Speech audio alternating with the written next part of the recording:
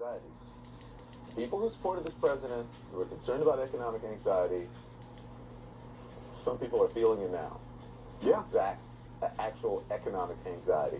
And if you are part of the 800,000 people who are in this, you have to be, and I think the poll numbers are showing it, you have to be questioning the rationality of actually supporting the president, at least on the whole wall thing. Do you not, would you rather get a paycheck, or would you rather get a wall? Well, look, the polls are clear. His numbers within his own base are dropping. He's back in the mid-30s, to be generous. The numbers are 70-30 in terms of whether or not you want a wall for the shutdown, whether this is worth it. The numbers are against him. That is the sin. The sin here is putting himself so shamelessly before everybody else. Look, again, like his daughter-in-law said, you know how I am. I like to keep the family clear of what the head of the family does. She said what she said. She said what she said. That's 100%. But she said, listen, you know, this is so much bigger than any one person. By the way, from Huh? Housewives. I said what I said. Look, she said it's so much bigger than any one person. The irony is, no, it's only about one person. This was a gimmick of a slogan during a campaign, and the part of Mexico paying for it was the beauty of it. They dropped that, and now he's holding on to a farce, Don, and it's just not fair. Yeah. Saw your interview with Kellyanne. I also saw you on The View. And can you stop disparaging me, please? Stop trash talking. I'm not trash talk. I don't trash talk you outside of in your face.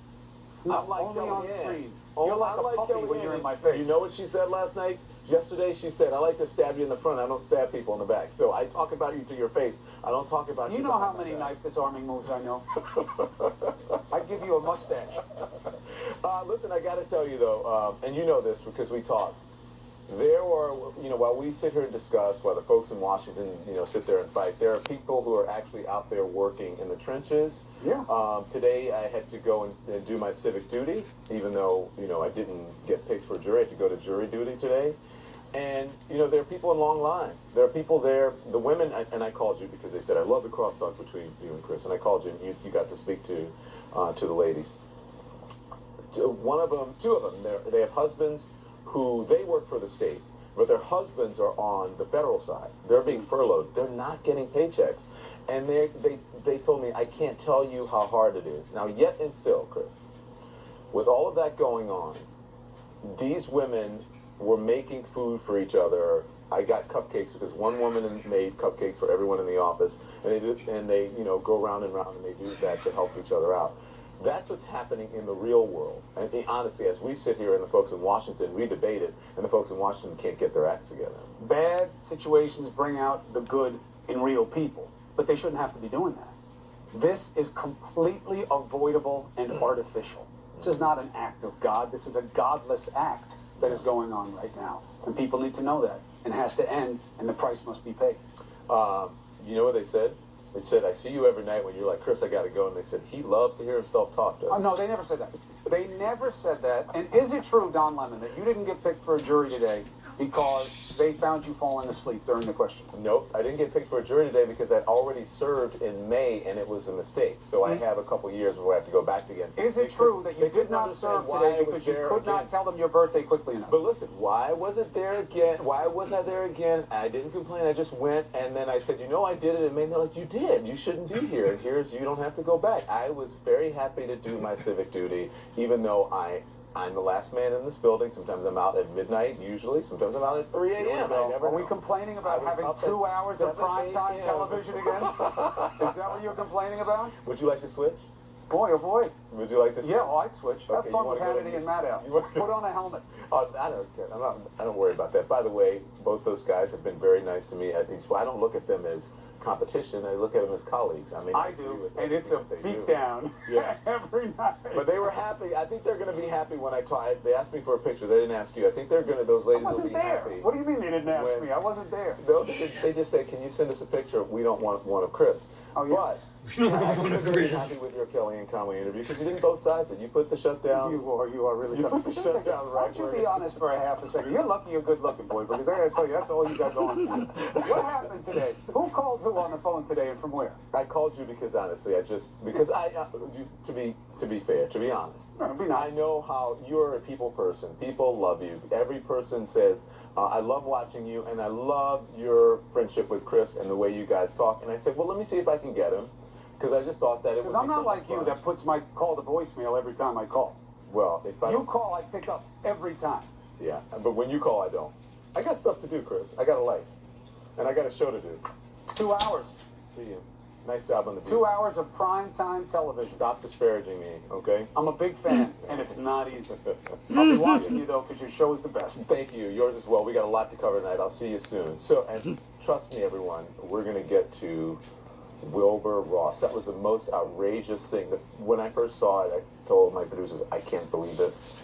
And they were already on it. So we've got it for you, okay? So, but I got to update you on some information first. This is CNN Tonight. I'm Don Lemon. Thanks for joining us. You know, for a minute there, we thought maybe there was some progress on the shutdown. Doesn't look like it. Sources telling CNN there will be no deal or breakthrough of any kind on any talks tonight.